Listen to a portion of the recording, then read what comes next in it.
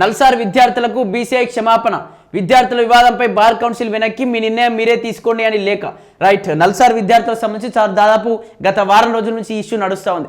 నల్సార్ విద్యార్థులు ఏదైతే వాళ్ళ స్నాతకోత్సవ ప్రోగ్రామ్కి ఏదైతే సిజేఐ సూర్యకాంత్ను అక్కడ ఉన్నటువంటి స్టాఫ్ కావచ్చు అక్కడ వాళ్ళు అనుమతి ఇవ్వడంతో మీకు రండి ఒక స్పెషల్ గెస్ట్గా ఇన్వైట్ చేస్తే లేదు, మా యువత గురించి ఏదైతే జంతర్ మంతర్ జరిగినటువంటి ఆ దుర్ఘటన గురించి అసలు మాట్లాడకుండా, కనీసం దానిపైన వాదనలు చేయకుండా, అసలు అక్కడ జరిగింది ఏంటి అని చెప్పేసి వీడియో ద్వారా చూడమని చెప్పినా కూడా సమయం లేదు. ఆ యువత గురించే చూసేటువంటి సమయం లేనటువంటి వ్యక్తి మా దగ్గరకు వచ్చి మాకు హితబోధ చేస్తా అంటే మేము ఎలా వింటాం, మాకు అవసరం లేదు, అతను కాలేజీకి వస్తే మాత్రం బాగుండదు అంటూ కూడా దాదాపు అక్కడ స్టూడెంట్స్ దాదాపు 70 మందికి పైగా కొన్నటువంటి ఉన్నత అధికారులకు, అంటే ఆ నల్సార్కి సంబంధించినటువంటి యూనివర్సిటీ అధికారులకు లేఖ రాసిరట.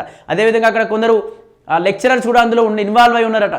ఆ తర్వాత రియాక్ట్ అయినటువంటి బార్ కౌన్సిల్ మిశ్రా రియాక్ట్ అయ్యి ఖచ్చితంగా ఇందులో ఎవరెవరు ఇన్వాల్వ్ అయి ఉన్నారు, ఎవరెవరు లేఖలు రాసిరు, ఒక జడ్జిని పట్టుకొని ఒక సిజేఐని పట్టుకొని ఏ విధంగా ఇట్లా కామెంట్ చేస్తారు, రావద్దు అని వీళ్ళకి ఏ విధంగా హక్కు ఉంది రావద్దనడం అంటూ కూడా బార్ కౌన్సిల్ సంబంధించినటువంటి మిశ్రా కోప్పడి వీళ్ళందరి డీటెయిల్స్ ఇవ్వండి, వీళ్ళందరినీ కూడా 2026 ఈ బ్యాచ్ నల్సార్ విశ్వవిద్యాలయానికి సంబంధించిన బ్యాచ్ ఎవరిని కూడా బార్ కౌన్సిల్లోకి ఈ దేశంలో ఎక్కడ ఏ బార్ కౌన్సిల్లో కూడా తీసుకోకండి అంటూ కూడా సంచలన కామెంట్ చేసి దీనిపైన చాలా సీరియస్గా మాట్లాడండి. కానీ మళ్ళీ కొన్ని గంటల వ్యవధిలోనే మాట మార్చినట్టుగా అనిపిస్తుంది. లేదు, వీళ్ళు స్టూడెంట్స్ తప్పు లేదు, స్టూడెంట్స్ని బయట వాళ్ళు ఎవరో రెచ్చగొడితే ఈ విధంగా రెచ్చిపోయి మాట్లాడారంట, అసలు స్టూడెంట్స్ తప్పు లేదంట, వాళ్ళను ఎవరో మాట్లాడిస్తే ఎవరో ప్రలోభ పెడితే మాట్లాడిరట అంటూ కూడా మాట మారుస్తూనే మళ్ళీ అయినా సరే ఎవరెవరైతే మాట్లాడారు వాళ్ళ డీటెయిల్స్ అయితే ఇవ్వండి, వాళ్ళ సంగతి ఖచ్చితంగా వాళ్ళను చట్టపరంగా శిక్షిస్తామంటూ కూడా మిశ్రా సంచలన వ్యాఖ్యలు చేసిండు. దీనికి సంబంధించి డైరెక్ట్గా సిజే సూర్యకాంత్ ఎంట్రీ అయ్యి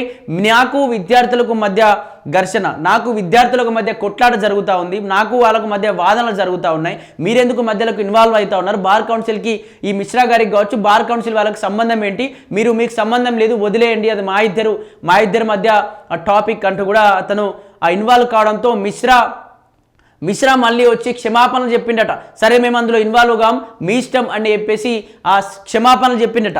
ఒక్కసారి ఆ వార్తను చదివేటువంటి ప్రయత్నం చేద్దాం. నిజంగా దాదాపు వారం రోజులు అవుతా ఉంది ఆ ఇష్యూ నడవబట్టి.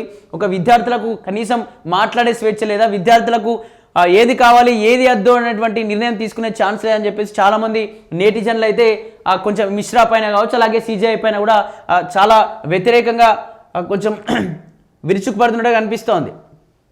రైట్, మీ నిర్ణయం మీరే తీసుకొని నల్సార్ విద్యార్థులకు బీసీఐ చైర్మన్ లేఖ. హైదరాబాద్లోని నల్సార్ యూనివర్సిటీకి చెందిన 2026 బ్యాచ్ న్యాయ విద్యార్థులను న్యాయవాదులుగా నమోదు చేయవద్దంటూ ఇచ్చిన ఆదేశాలను వెనక్కి తీసుకున్న బార్ కౌన్సిల్ ఆఫ్ ఇండియా. ఆ పరిణామంపై బీసీఐ చైర్మన్ మనవ్ కుమార్ మిశ్రా విద్యార్థులకు క్షమాపణలు చెప్పారట. తన మాటలు లేదా లేఖ వల్ల విద్యార్థుల మనోభావాలు దెబ్బతిన్నట్లయితే మనస్ఫూర్తిగా క్షమాపణలు చెబుతున్నారని తెలిపారు. విద్యార్థులు తమ అభిప్రాయాలను స్వేచ్ఛగా వ్యక్తం చేసే హక్కు ఉందని, శాంతియుతంగా నిరసనలు తెలపడం కూడా ప్రజాస్వామ్యంలో ముఖ్యమైన భాగమేనని ఆయన అన్నారు. విద్యార్థుల అభిప్రాయాలకు వారి ఆందోళనకు విలువ ఇవ్వడమే ముఖ్యమని భావించినట్లు ఆయన తన లేఖలో పేర్కొన్నారు. స్నాతకోత్సవానికి హాజరు కావాలా వద్దా నిర్ణయం పూర్తిగా విద్యార్థులదేనని మిశ్రా స్పష్టం చేశారట.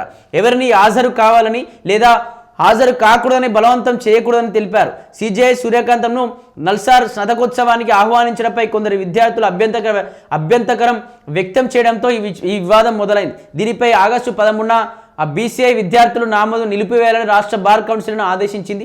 అయితే విమర్శలు రావడంతో ఈ నిర్ణయాన్ని ఉపసంహరించుకుంది. అయితే దీనికి సంబంధించి విద్యార్థులకు నాకు మధ్య సమస్య, విద్యార్థులు మేము చూసుకుంటాం, బార్ కౌన్సిల్ ఎందుకు ఇన్వాల్వ్ అవుతా ఉంది, వాళ్ళకు స్వేచ్ఛ ఉంది, వాళ్ళకు ప్రజాస్వామ్యంలో హక్కు ఉంది, రాజ్యాంగపరమైనటువంటి హక్కు ఉంది, మీరు ఆ రాజ్యాంగ హక్కులను కాలరాస్తారా, మీకు ఎటువంటి హక్కు ఉంది వాళ్ళను బార్ కౌన్సిల్లోకి తీసుకోవడం అనడం కరెక్ట్ కాదు అని చెప్పేసి ఇక్కడ సిజే సూర్యకాంత్ ఆ మిశ్రా పైన కూడా మనవ్ మిశ్రా పైన కూడా సీరియస్ అవడంతో అతను లేఖ రాసిండట.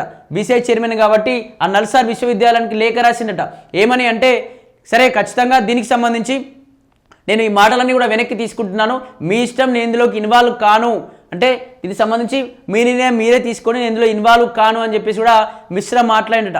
నిజంగా దీనికి సంబంధించి విద్యార్థుల కాలేజ్ అది, విద్యార్థుల యూనివర్సిటీ, వాళ్ళు ఎవరు రావాలి ఎవరు రావద్దని నిర్ణయించుకునేటువంటి హక్కు కావచ్చు అధికారం కావచ్చు వాళ్ళకు ఉంటుంది. ప్రజాస్వామ్యంలో వాళ్ళకి ఇచ్చినటువంటి హక్కు, ఆ స్వేచ్ఛను కూడా మీరు హరిస్తాం.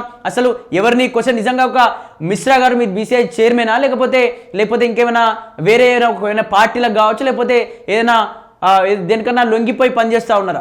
నిజంగా ఒక బార్ కౌన్సిల్ సంబంధించినటువంటి చైర్మన్ ఈ విధంగా మాట్లాడడం కరెక్ట్ కాదు, వాళ్ళ యొక్క హక్కులను కావచ్చు ఈ విధంగా బార్ కౌన్సిల్లోకి తీసుకోవద్దు అని చెప్పేసి క్వశ్చన్ చేసే రైట్ మీకు ఎవరు ఇచ్చిరండి?